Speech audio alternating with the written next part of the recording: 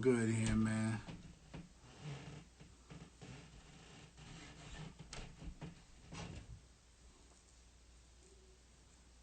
Great player, man. Great player.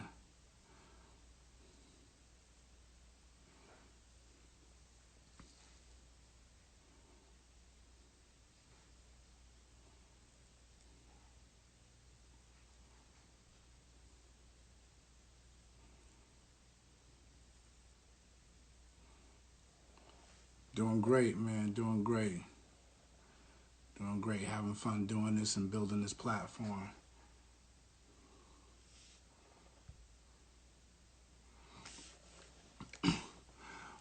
All right, welcome to the Positive Impact Podcast, where we talk about all topics relevant to the game that I love. I'm your host, Terrell Dozier, and tonight I'm super excited. We're getting on at a special time tonight to bring on one of the most explosive guards I saw coming up through this high school game and in college.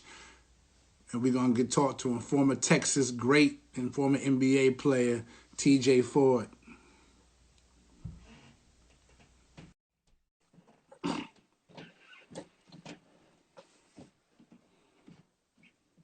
Sure. Let me see if I got this hooked up right.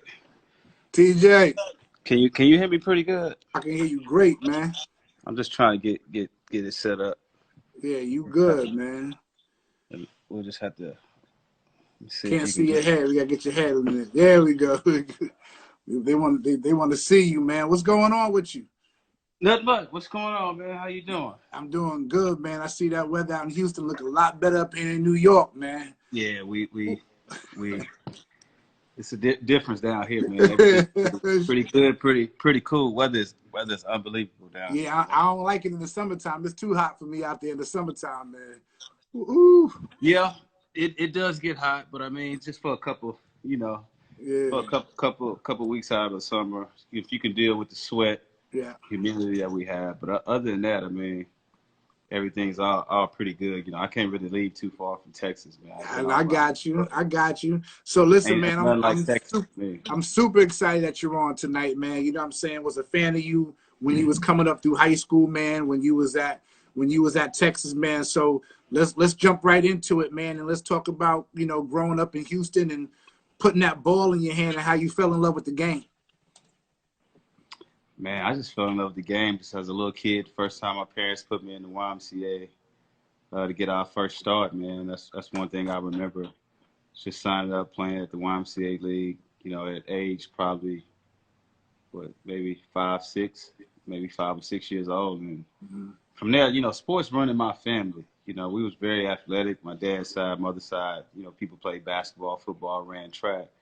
So athleticism pretty much just ran in our family, and sports ran in our family. So, we was always doing something and always was around it. So as a kid, everything was built around sports. When we got out of school, especially on the weekends, like we was the household that everybody in the neighborhood came to hoop, because we was one of the few people that actually had a basketball goal at the crib in the driveway.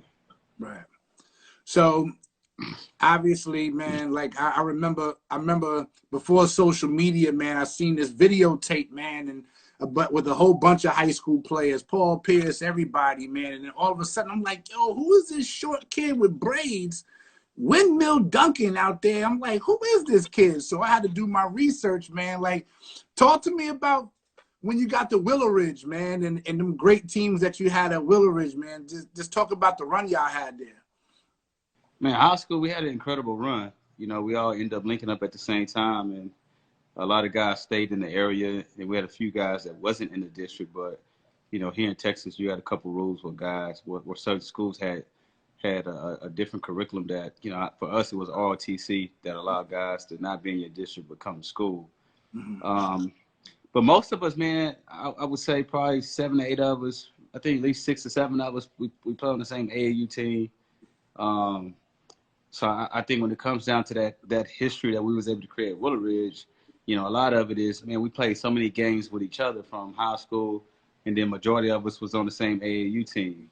So we was able to, take those guys that we knew were really, really good role players for us in high school basketball, and was one of the top, talents, on a high school team, but also, it's a different vibe when you play on the AAU circuit, and guys kind of became even more of a role player. But to be able to give guys the experience of going around the country and traveling and playing against different players, it definitely exposed us to a lot of different things, and it allowed us to be battle tested pretty early. So we got to high school, we kind of knew what to expect because we played against the best during the summertime, and we held our own.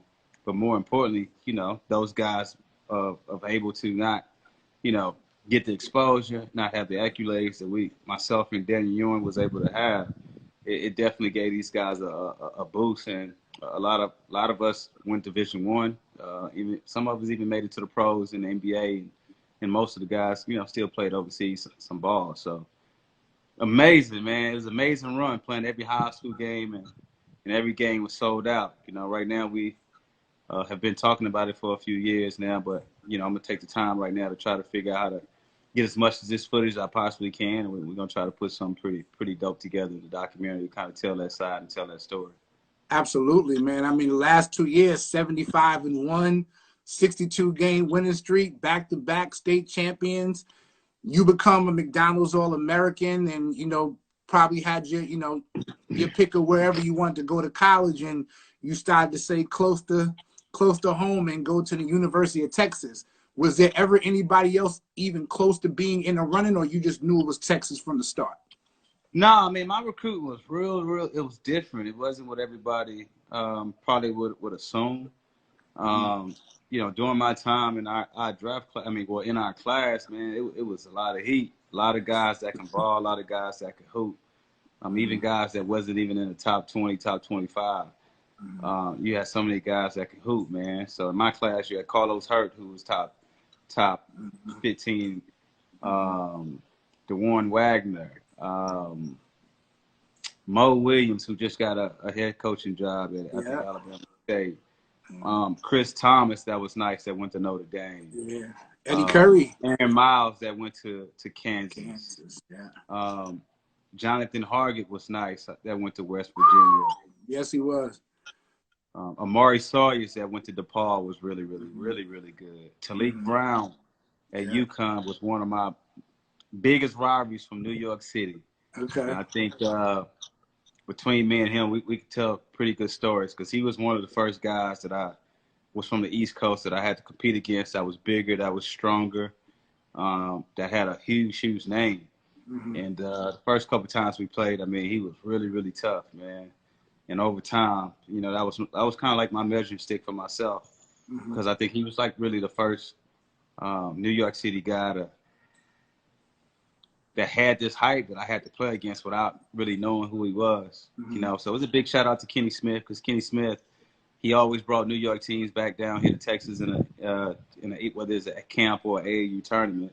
So it was a good deal, of Kenny Smith being able to watch us grow up in high school and also be able to bring his teams down during the summer, allow us to compete. And Talik Brown was a major part of I would say my success of just knowing what level I needed to get to and how much I needed to improve at that early age of being a high school talent. Okay. So what were your two schools that you came down to besides Texas? It was Texas and who else? The schools I visited was Texas, U of H, Louisville, and Cincinnati. Okay. So to get back to that college point, I named all those different kind of guards that was there. So all the schools that I really enjoyed and wanted to go to, I wasn't their first option. So I think for me was always looking for a school where I was their first option. Okay. Rob Lanier, assistant coach at Texas during that time, did a hell of a job recruiting me. So he kind of also forced a lot of people here not to recruit me at the level that he was because he was everywhere. Yeah. And we built this amazing relationship. So I think for me, Rob Lanier and Clyde Drexler. I was really close to Clyde Drexler when he was at U of H. He was somebody that I spent a lot of time with. We practiced there at U of H. He recruited me. He got real close to my pops and my family as well. So I would say really and truly between those two, those are the ones that, when I looked at somebody that I can trust going to college, somebody that, was also telling me about my game and giving me they was also hyping me up. You know what I mean? So a lot of it was saying things from a basketball perspective that I wanted to hear, them teaching me and guide me, you know, on my game while I was still in high school. So it wasn't about them, you know, giving me all the talk. Then when I get to college, they want to recruit me, or try to shape my game. I think those two guys was really shaping my game even when I was in high school. Right. You know, that's how I took it, and that's how I viewed it from my standpoint. Okay. Shout out to the OG Rob Lanier. He's on here. So I know how good of a relationship y'all got. So, you know, when you got to Texas, you was the first in NCAA history to lead the nation in assists. When you first got to Texas, you know, you was, you know, freshman of the year. You guys go to the Sweet 16. And then you come back y'all sophomore year, and that's when y'all had that magical Final Four run. Pretty much Naismith Player of the Year, Wooden Award winner.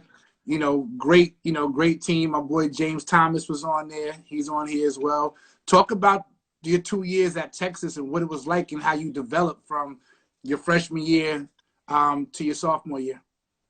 Man, what people don't know, man, my freshman year, I didn't get to do a whole lot of nothing, man. So when I entered college for summer school, I showed up injured. I had this condition that I have now with my spinal stenosis was my first time figuring out having numbness in my arm. So when I would be playing pickup basketball, around this time, my senior year, I started having these symptoms, man, of numbness in my arms while I was playing, and it would get so bad in both of my arms and in my neck that it would tingle and go numb. I would have to sit down, and the symptoms would go away, and then I would keep playing. It kind of went on the whole month of May, and then it just got extremely bad.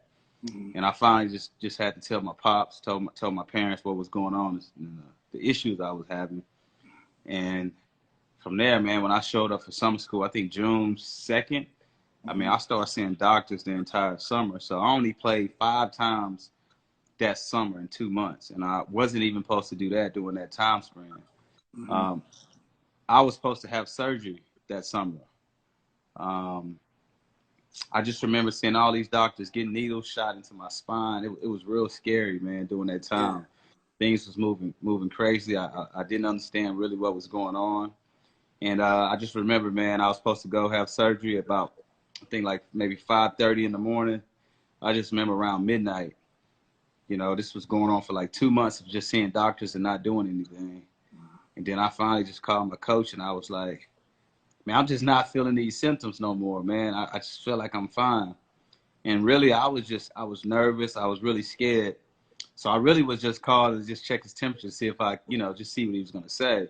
And when I kind of told him I didn't have these symptoms and I didn't think that I needed to have surgery, I wasn't expecting him to say, okay, fine, cool, you know, because surgery was a couple of hours away. Yeah. And he told me, fine, cool, don't do it. And I didn't have surgery, and they created a hell of a plan for me to stay healthy when I was at Texas dealing with Ty Wright in the weight room. But as a freshman, I didn't really lift weights a lot. I didn't really do anything, man. I just got out there and just started really, really hooping. I didn't know what to expect. I knew, you know, me coming to Texas was something that nobody in this state agreed with at that time. It wasn't a fan favorite. It wasn't something that, you know, players of my caliber would even consider doing. But I think for me, with Rob Lanier, the way he recruited me, I think he just tainted a lot of my recruiting. So people just didn't want to put the time and energy because I said he was everywhere. And I think people just automatically felt that, you know, I was going to go to Texas. I never wanted to go to Texas. As a kid, my number one school was always Georgia Tech. That's where I wanted to go. Point guard U. Point guard university. But I only wanted to play for Bobby Crimmins. That was the coach that I always dreamed of playing for. But I think maybe my sophomore year, I'm not sure it's my sophomore or junior year, that they end up firing me. Yeah. Okay. Nah, no question about it. So, so now, you know, after your sophomore year and sweeping through the Player of the Year honors and you guys going to the Final Four, you decide to leave and go pro. And you wound up being a lottery pick and going 8th to Milwaukee in that loaded draft with LeBron and Carmelo, you know, Bosh and D Wade, the legendary class. So talk about that, you know, you had a solid rookie campaign, but the injury started coming back and everything. So talk about what it was like when you finally made it to the NBA and got there, and talk about your experience there. Well, my experience, man, I mean, every step of the way, I had a different challenge. I had a different adversity that I had to deal with, right? Like I said, I told you, coming from high school, going into college, I came in injured, right? I came in doing tests. So, after my sophomore season, Final Four, I'm a huge football guy, and I was one of the guys that bridged football, basketball, and all these different sports of athletes together when we was at Texas. So we all support each other. We got along. We hung out. So when our seasons was over, we would all go to the rec center. I would set it up, and we would hoop basketball with the football guys. And man, I just remember on the fast break, somebody tried to reach, man, and I spent, and Royale was right there. Royale IB, and the top of my head right here ran into his thigh. And that was the first time that I experienced being paralyzed and not being able to move. Right. And the crazy thing was I don't know if it was the same week or the week after me declaring that I was entering the NBA. So at that time, I didn't know it was scary because I didn't know what was going to happen. I didn't know if teams were going to get scared away. I didn't know, if I was going to ever be able to play again. Luckily, that happened maybe late April, mid-April. And by the time it got time for me to do workouts and all that stuff, I was back healthy. It took me probably a month to recover. But I think that, the reason I came out, because I was supposed to be a top 5 pick, I thought I would either go I figured I would go 4 to 5, either to I know the Toronto Raptors liked me at 4, and I know potentially maybe the Miami Heat. I think Miami Heat was 5. So long story short, man, that experience to me, it was different because I came in injured, not knowing. My ultimate goal was to try to be a top 3 pick and hopefully be a number 1 pick. I felt I did everything I possibly could in college basketball to be the highest that I can get.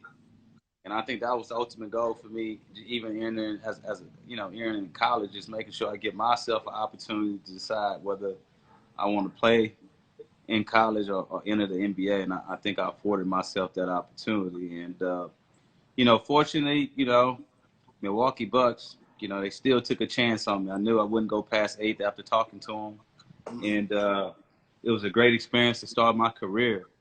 I got to, I'm looking at The Last Dance. I got to play with Tony Kukoc, who was somebody I grew up watching TV with. He was a good teammate for me. I mean, he looked after me as a professional player my rookie year. He didn't make me carry bags. He didn't make me do anything. And he was a hell of a player to play with. And I just hate that I caught him at the tail end of his career. But to play with a legend like that, man, I still got his shoes in my office now. But he was a great teammate, man. Great guy to get that experience with. Absolutely. Speaking of great teammates, I see Daniel Ewing got up on here. We got to get Daniel Ewing up on this show at some point.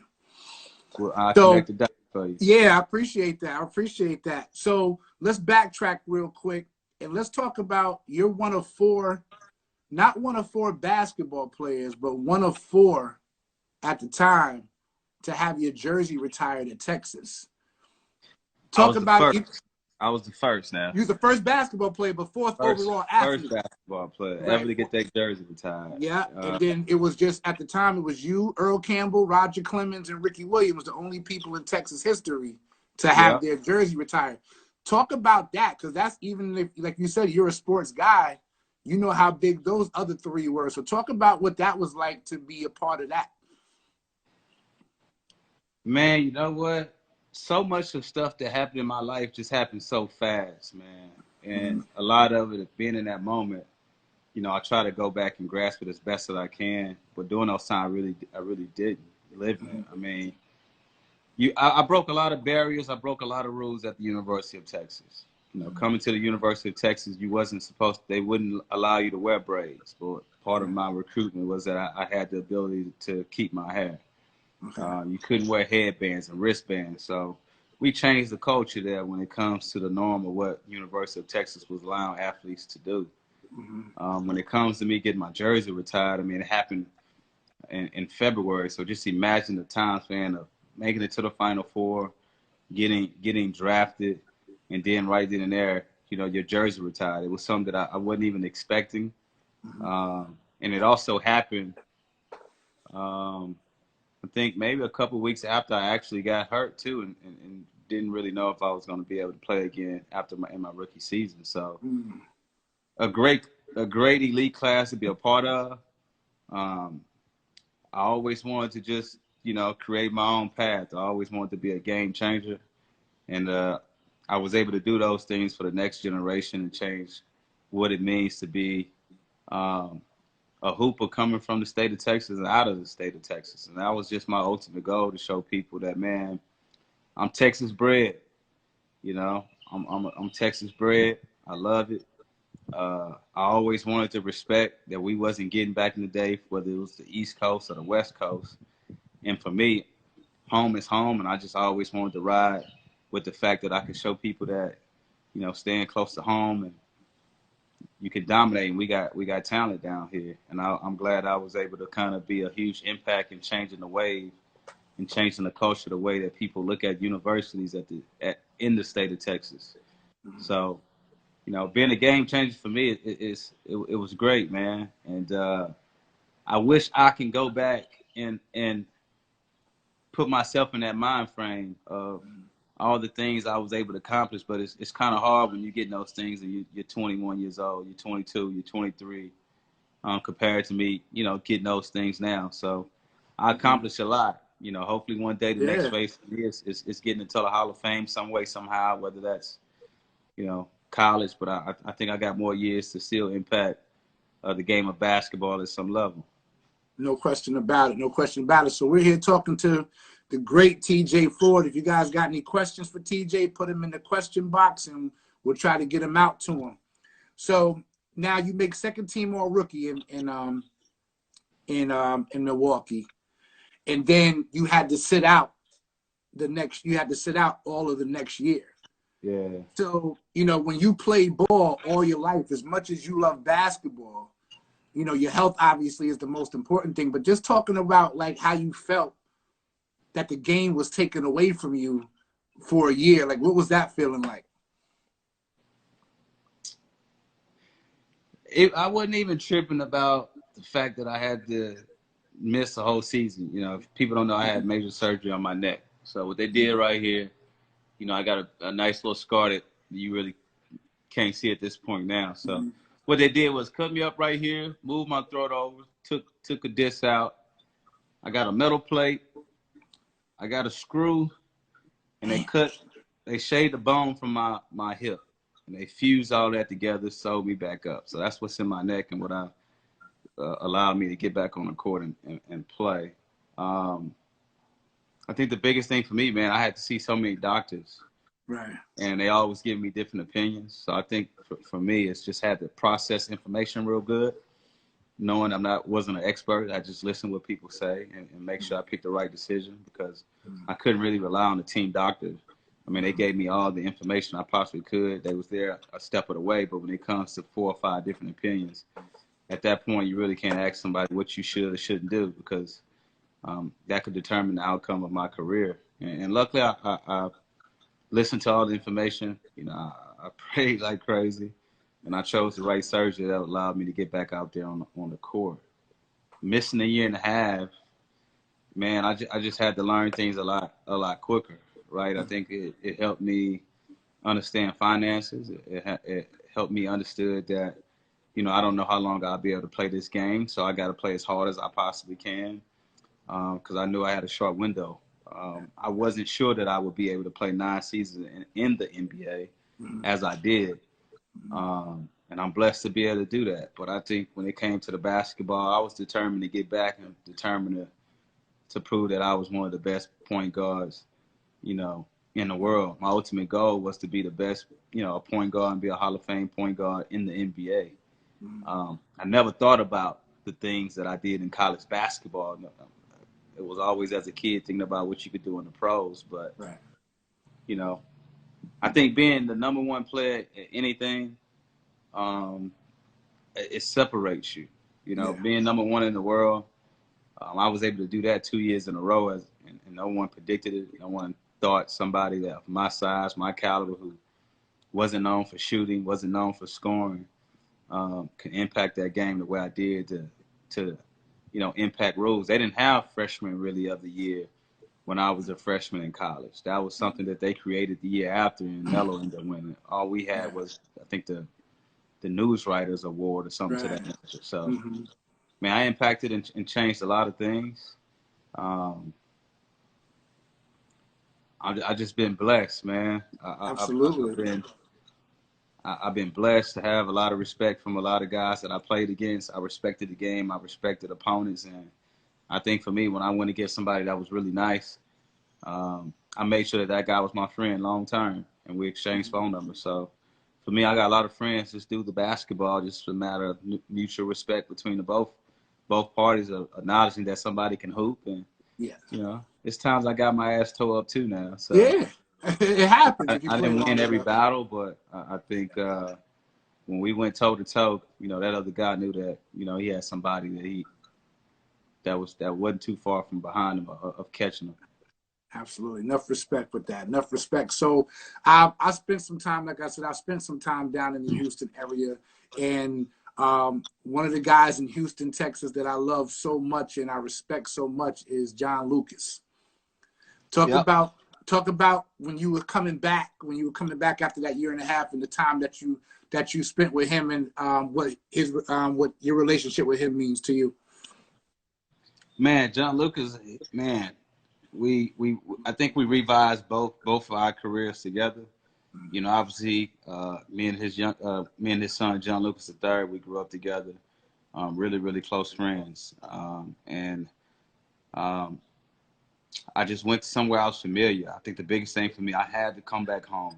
Mm-hmm. I had to come back home and train, and he was the only person that I really knew and that I trusted, and I wanted to be around my family. And throughout high school, we would do some things with him here and there, but once I got hurt, man, I just trusted him because I mean, he's been knowing me my whole life, and he was known for rehabbing players and the things that he was able to do. I got some footage on us working together back in that day that I'll release at some point. Mm-hmm. But he changed me, man. He changed my game. He helped me improve my shooting. But I think from the mental standpoint, it was things that he did that pushed me to a whole nother level to be a dog and even become more, aggressive. Right. And I have to give him a lot of credit for my health, because it wasn't just him doing the things on the basketball court. I think the biggest thing is all the things that go in your mind off the court when you're dealing with a major injury. Mm-hmm. Your confidence. Can you get it back? Mm-hmm. How do you get it back? When do you get it back? How do you be patient? Because you go up and down. This stuff took me months and months. Imagine being out a year and a half, right? I wasn't even allowed to pick up grocery bags. I wasn't even allowed to put both of my hands up over my head at the same time. Mm-hmm. And I wasn't allowed to even jog. So Wow. that went on for a whole year. So getting with John, I just remember, man, my first day at Rice University, he just put two chairs probably 3-4 feet from each other, man. And I only could run from chair to chair maybe 1, 2, 3, maybe 4 times. And after that, I couldn't breathe. I was that far out of shape and had to rebuild myself on how to run, Mm-hmm. how to breathe. Um, and he challenged me, man. He pushed me to the max. No, that's what he do. He pushed me to a place that I know not too many people can get to. And we had to do that multiple times because, in the course of my NBA career, I was dealing with those spinal stenosis and Mm-hmm. those times being paralyzed and not being able to get up. And we would have to come back to the drawing board and do it all over again. But every time we had to do it, we had a short amount of time and a shorter window to accomplish it due to my contract. Right. Nah, no question about it. Great dude. So you get back after a year and a half off, and first game back, you damn near have a triple double that first game back. So was that validation for you? Like, I worked my ass off to get back, and now I'm back. Yeah, because you got to remember, man, when you miss time, nobody knows what you're going to look like when you come back. Everybody's going to have a doubt. And I think for me, it was just trying to show people that, I'm so mentally strong and I'm so determined to try to be one of the best point guards in the league that I was letting nothing to deteriorate for me from doing that. And when it came down to just playing, you got to remember, man, I mean, I play for respect. I just wanted respect from everybody. So you can't do that putting up average numbers. And for me, in the NBA, it's tough. It's hard as hell, every night. So you don't want my biggest thing when I got to the NBA, understanding like I don't want somebody partying all night knowing that they got to play me. You know what I mean? You want guys to get their rest, and you want guys to know that it's going to be a hard battle going up against you, whether they feel like they're better than you or not. Just understanding that it's not going to be an easy night. And I was trying to do my thing, man. Like I said, I didn't know how many games I had left. I didn't know how many years I would be able to play. I was just trying to make sure that if I can play 40 minutes, I wanted to play 40 minutes. One of my idols growing up was Iverson. And watching him play 40 minutes, I just didn't really get the ability to really dominate a team and control the team the way I know I was always capable of doing it, especially when I first came into the league. They had me on all these minute restrictions and things of that nature. So, now you get traded to Toronto. Yeah. And who you said you thought maybe they might have took you at 4 when you came out for the draft, but you have your career high in points in Toronto and seem like you're on your way up and doing what you're supposed to do. So you were there for a couple of years, and then you went to Indiana, and it didn't really, it didn't go the same as in Toronto, but you were always solid. Well, Toronto was my best years, right? I was healthy. I was strong. My confidence was there. Me and Chris Bosh was super, super close. Both being from Texas, our birthdays on the same day, and we had a prior relationship before I got to Toronto. He was one of the biggest reasons and the main focus of me even getting traded to Toronto. To go match up and play with him. So that was cool, and that was mad love, and I enjoyed that. And then you had a coach that was my rookie coach as an assistant with Sam Mitchell. So I went into a situation where I'm familiar with two people, one, the star player on the team, and two, obviously the head coach at that time. So we had a good bond and we had a good relationship because we all three of us spent a lot of time together. So those days was unbelievable, man. I just hate the fact that in those years playing in Toronto, none of those games were showed over here in the States at that time. Right. All the games were showed in Canada. So a lot of people didn't really get to see those moments of me playing at a high level. And we didn't have any Sunday games. We didn't have any Thursday games. We wasn't one of those primetime teams. Right. Every team that I went to, the Bucks, Toronto, Pacers, these was lottery pick teams before I got there. And I was able to turn those organizations around and get into the playoffs soon as I got there. Yes. But Toronto was great. Like I said, I played my best basketball. I was able to run the show. Sam Mitchell gave me a lot of freedom to adjust things in the course of the game. We had a great relationship. The only thing that was tricky with that situation in Toronto is during that time in the league, Jose Calderon, in that 2-year span when I got there, I mean, he improved to a whole nother level. In the course of us, being with each other, practices, and the whole nine, we had a great tandem. And I really didn't understand how they was going to manage that because at that time, having 2-point guards, most teams wasn't paying 2-point guards a backup a lot of money. So I think for me, it was just trying to figure out, would they keep us, would they not keep us, and how that would go. And that kind of created friction, not between me and Jose Calderon, but I think between me and the organization, because nobody could be really direct and give me a clear vision of where things was truly going to go, right? Because at that time, I mean, when I came out of the game, he was tearing people butt up. And when he went out, then I would pick it up. And we had two different styles. And I think the only thing sometimes I got frustrated, they didn't play us together, right? And we Right. was dominant because Jose could shoot. And I think that's something that I was really fighting for, was just trying to figure out, at the end of the day, man, how can you get to 35 minutes, right? Yeah. So I think at one time I was playing 20, I averaged like 26 minutes, and I averaged, at one point, I think I averaged 14 and 8 and 26, 28 minutes a night. So Yeah. I was only thinking about what I really could do if I had more minutes. But that was a great time and a great experience in Toronto, man.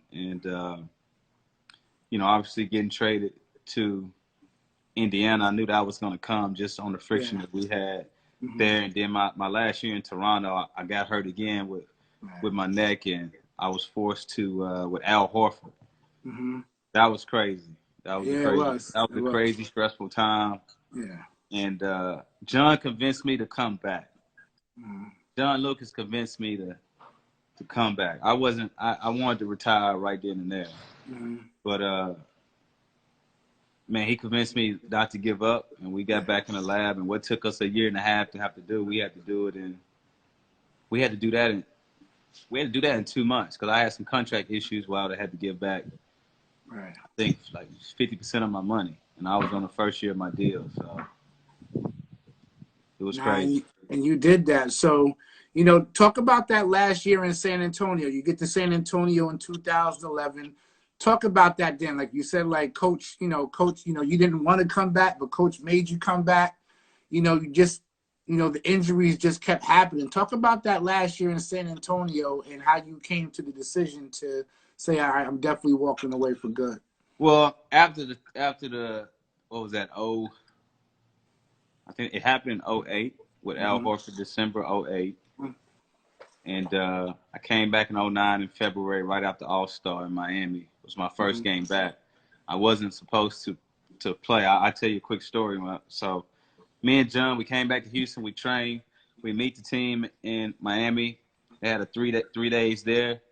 Uh, Me and John, we fly in and we have a practice. And I meet with the staff, meet with Brian Colangelo, and everybody was waiting for me to get to practice. So I practiced, and when I say I fucking dominated practice and kill, I mean I was on another planet that day. Yeah. I wasn't supposed to play until the plan was 3 weeks later. But Okay. after that practice, I get back to the hotel, and I just remember John calling me. It's like, "You gonna be playing tomorrow?" I'm like, "What do you mean playing?" It's like, "Yo, they about to have you about to suit up and play tomorrow." I'm like, "Thought we somebody 3 weeks." Well, I end up playing and change the role of coming off the bench. Probably was too soon if I'm thinking about it right now because I was crazy at that time mentally. I was Mm-hmm. just trying to accomplish of getting my spot back and playing the same way I could and hope that things would go back to normal. But I think I was 20, 24, 25 at that time, and you're not realizing that being out 2 months, the team has changed. They got a rhythm, and you got to, slowly get yourself back into the groove. I didn't understand those things then. Right. Um, but fast forward, um, after that incident, I always told myself, man, if it happened again, I was gonna retire. So once I got to Indy, I think I played really, really well in Indy my first year. That was a challenge because it was a totally different style. I was scoring the basketball way more than me being a playmaker under that system. And then I kind of came back that second year, and Jim O'Brien kind of had a different philosophy than what we talked about on my exit meeting and over the summer. Right. And from there, I just told myself, I'm kind of, let me just play the role, try to be the best teammate I possibly can be, and not try to fight the system. Right. But the Spurs was a great situation. I just hate that I got there too late. Mm-hmm. It was a lockout year. Um, just happened to train all year and not come back December was tough. Being around Tim Duncan, Popovich was unbelievable. Just getting that experience and knowledge from him because he shot me straight, and that's the type of person I was. I'll never forget. Yeah. He called me in the office, and he was like, before they signed me, he was like, "Man, I know you can play. You good, but I know you crazy as hell. And you always kill against us." But I was like, "Yeah, I am a little crazy, coach. I'm a straight shooter, man. Shoot me straight. Mm-hmm. Tell me what you want from me. I give it to you, but if you got a problem, just tell me what it is. And we didn't really have no problems. Man, I give you a story about it. I just remember, we practicing one day, and obviously Tony Parker showed me mad love when I came into the NBA. So as a rookie, when I went to San Antonio, he would come pick me up from the hotel, and I would go. He would take me to lunch and things of that nature. I did some of his radio shows early on in my career, and Hall of Fame guy. He's champion. So man, I was going at him every day. Yeah. I was practicing him too hard. I mean, Yeah. and I just remember we played a preseason game, and Ricky Rubio was, I don't know what it was. We was in Minnesota in the preseason. He was just killing me, but I wasn't playing Ricky Rubio like I was playing Tony Parker in practice. Like I was like really going at him. And I just remember at halftime, I mean, Pop came there. It's like, you don't play, you play Tony totally different. Why you ain't doing that to this kid? I was like, yeah, you're right. You're right. Right. So that experience there, man, Popovich was so cool to me, man. I mean, he gave me mad love. I did things that Kawhi Leonard, Corey Joseph was my rookies. And I was doing things as that veteran player, catching the taxis early to the stadium to work out with those guys, playing one-on-one, two-on-two, just doing things that they make rookies do. I felt like I was just trying to be a better example to those guys. I think Corey Joseph, the fact that he went to Texas, I guess allowed me to have a different perspective, and also to take that experience that I had in Toronto with Calderon, use that in a better form and a better way to really try to mentor people the right way. And fortunately, I think I did it right with those two guys because I was an older team. In San Antonio, guys don't hang around with play. Everybody go their separate ways. So being 19, 20 years old for those guys and having somebody take them around and guide them a little bit was very helpful for them and helpful for me too, because it was rewarding watching them work every single day. Absolutely. So talk a little bit. So you left the game March 12th, 2012, you know what I mean? And, you hung it up, man. And looking back, man, like, as a fan, it's, I can only imagine how you might feel is, not getting a chance to see you at 100%, you know what I mean? But you made it, like, you know what I mean? Like, that's got to be like the silver lining here. Like, I still made it there, but, as a fan, it's like, damn, man, I would love to have seen you at 100%. Like, you know what I mean? Like, are there any regrets? Like, do you ever think about that? Like, I didn't have the career, like I've had knee operation. I was like, damn, man, what if I had good knees? Like, how do you feel about that? No, I don't have no regrets at all, man. Mm-hmm. I gave the game everything I had, right? I think being able to be, I guess, a childhood kid that everybody followed in Houston. People followed me on the AAU circuit around the nation. Of being a top, I guess a top 50 player, top 25 player from a freshman on, that's not easy to do. And I think that's the biggest thing, the message I try to get people to understand is I don't think people realize how hard it is to stay at the top when you get there. And I think for me, I don't have any regrets. Everything that had happened to me happened based on my really, really good friends, right? Royal Ivy, my first experience of being paralyzed and not being able to move. And then I end my career with Baron Davis, who is a real, real good friend of mine. From the time I came into the league, he showed me love, and we spent time together. And he's always been like a big brother, and that kind of had crushed him a little bit, of just giving me an elbow, because we used to go at it even though we was bored. I loved playing against him because we used to, I don't know how, we were super tight when we got on the court. We wouldn't come close to fighting, but we was damn near playing like we wanted to, like we hated each other. That's but how it it's was, supposed to be. Really, really cool, But I don't have regrets because every guy in the league showed me respect and showed me love, and I really felt like guys was protecting me when I played. Nobody played with that type of condition that I had, and I think it was everybody saw it, right? And everybody seen the impact, and nobody seen somebody laying on the ground not being able to move in the NBA at that time to that level. Right. So every game that I played, I mean, I'm a fan of the game. I still got fans that even as a professional player, I had guys that I watched every night when I got back home. So being on the court with those guys saying what's up, guys checking on me. Sometimes when guys can hit me with a really, really good pick, they would say something right before it happened to give me time to react. So I got nothing but respect for everybody that I played against in the NBA because they showed me a lot of love, and guys really did take care of me, though. They really, really did. And Nice. for me, from a playing standpoint, I mean, I felt I was a dog. I knew I was a dog. And when you one of the main players and one of the star players on the team, and they got to put the best play on you, and you're on the scouting report, that's all I gave a care about. Yeah. So, my stories of watching them put the best players. I mean, just imagine tip off, man. They tip the ball off and we win the tip. And when you cross half court, Kobe Bryant is right there getting ready to hold you. That says that you're a dog and you somebody. Absolutely. So for me, people always had to try to put their best defenders on me. So sometimes it never was going to be an equal matchup because, I didn't get to switch on people. I had to guard who at my Yeah. position Right. of being small. But some guys, they didn't guard me. They put their two guards or three small forwards on me. So Yeah. for me, most of my career, that happened on a majority of the nights. Yeah. Nice. Nice. It was probably only Talk one to person that I really, really wanted love from. I don't think I'm not going to say I didn't get it from him, but I didn't get the relationship with him, probably due to my injuries. But Allen Iverson was one person I always wanted to be close with. He showed me love. I got autographed jersey from him. I got game shoes that he gave me.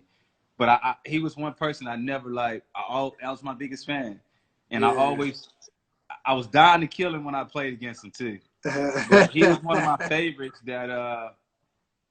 He would always be one of my all-time favorites. If Absolutely. it That's wasn't right. for him, he was the one person. Obviously Michael Jordan was everybody's favorite player. But when it came to being realistic, Iverson during my high school and college days was the actual person I felt I could be like and Absolutely. do the things that he's done. That's one relationship that I wish I had with him though. I don't, and still got time though. So Yeah, you make it he's one happen. person Trust me, I you're want gonna to make sit it down and happen. talk to and break bread, let him know how he inspired my career, Right. and he was the foundation for any little guard. I mean, well, Isaiah Thomas, then the AI. Right. So talk to me about, so now you're done with the game, but you're not done giving back to the game. Talk to me about TJ Ford basketball. Well, man, like I said, I retired in the middle of the season, and in the summertime, I started controlling my own pickup runs as I got a little older and wanted to do things different. Um, I had a good crew of 15 professional guys: Rashard, James Posey, Anthony Tolliver, Kyle Lowry, Cartier Martin. Um, I can name a bunch. Reggie Evans would come down. We had a good Mo Taylor, Moochie Norris, Patino Mobley. I mean, we had a hell of a group of guys that we played. Moochie Norris. We had a bunch of guys that Monday through Friday we played. We played pickup every every day.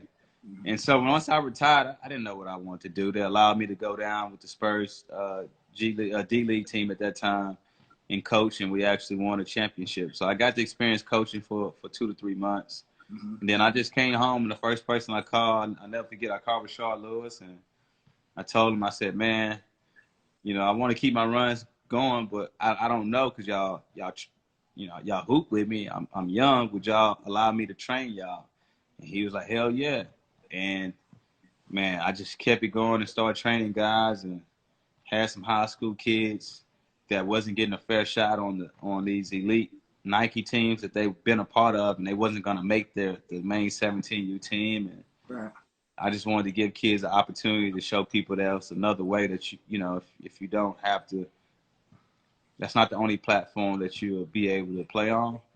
And I just wanted to be able to. I just took a liking to these kids, and it hasn't stopped. So You know, the whole TJ Ford basketball thing is to really mentor and educate kids through the game of basketball and give them my real life experience. And I'm on the other side where I have to try to prepare these kids and prepare all athletes to understand how coaching works and what goes into the industry of sports, and trying to teach them how it works. You know, some things that I would do different that I talked about being in Toronto of just not understanding, but you want to be able to educate guys on how to be able to maintain and how to be able to stay in a situation, whether it's overseas, NBA, or even in college. And as athletes, you know, I see a lot of guys make tough and bad decisions just based on their emotions and not understanding, you know, what coaches really want from you and what they're asking of you. And for me, you know, I just want to be able to give these kids an opportunity that they could be successful even without making it to the NBA. Right? It's a lot of success stories. There's a lot of ways that I think a lot of people want to stay connected to the game of basketball.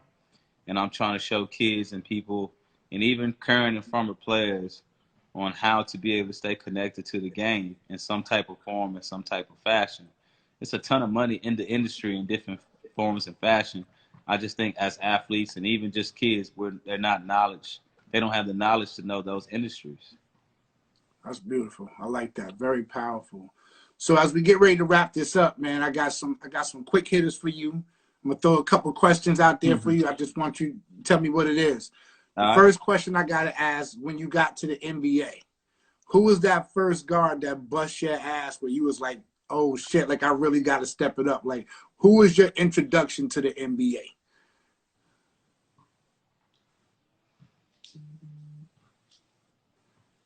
My first couple of games, man, my first week of every season, I'm coming to try to kill everybody. So I think my first week, I always came close to having almost a triple-double. But I would say, let me say the first person that I was a huge fan of that I was starstruck. The first person that I was starstruck was Stephon Marbury. He was somebody that I totally followed at Georgia Tech. It was one of my favorite basketball players. Right. He was with the New York Knicks, man, and I just remember the whole half. He was so good. He was fast. He was strong. And I was just starstruck, man. I'll never forget that game. It was in Madison Square Garden. I was just starstruck and just being on the court with him. I didn't snap out of it until like midway through the third quarter, but by that time it was too late. You know, I mean, he told me up. I mean, I had issues with him. I had a lot of issues with Chauncey Billups. I had to guard him a lot, right? Because he can shoot the three ball. If you went over the screen, he knew how to use his size. He had mid range. He can post you up. He knew how to draw fouls. I mean, Chauncey was tough. Chris Paul was tough. Tony Parker was tough because he can move without and play without the basketball. Right. So I can name a bunch of different players that were good, and because we all have different styles. It's not one player that is the same. We may have similarities, but most players, we all are different in our own form and fashions. Absolutely.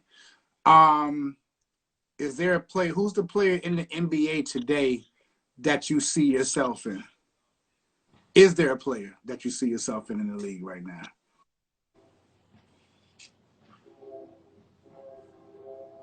No, I don't. I don't see. No, I don't. You know, I had speed, quickness, athleticism.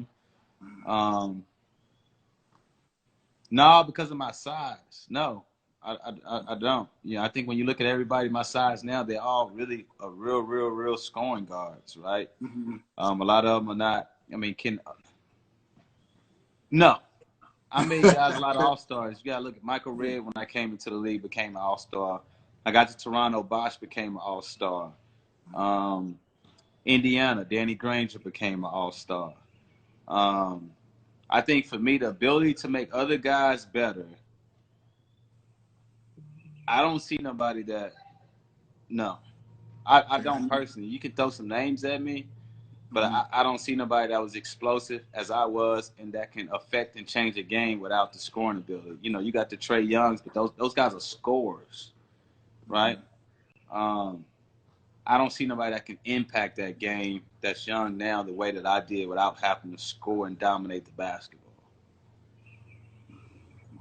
Okay, I can feel you on that. And my last question, top 5 point guards of all time. Top five point guards all time. You got 30 seconds. Go. 30 seconds. 1, Magic Johnson. 2, you got to go with Isaiah Thomas. 3, you got to go with John Stockton. 4,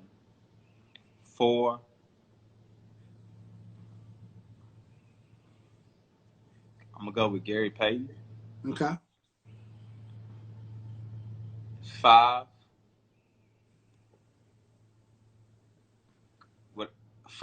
if I had to put somebody at 5 right now, I probably would put Chris Paul right there. Got you. Nah, I like that list a lot. Love that now, list he's a one lot. person I couldn't. I ain't have nothing for him, man. Absolutely. I didn't have nothing for Chris Paul. Chris Paul No told my ass doubt. up. Well, before we get cut off of here, TJ, I want to make sure I get the opportunity to say thank you for coming on, man. I appreciate you, man, and everything that you're doing. And we will definitely talk soon. Man,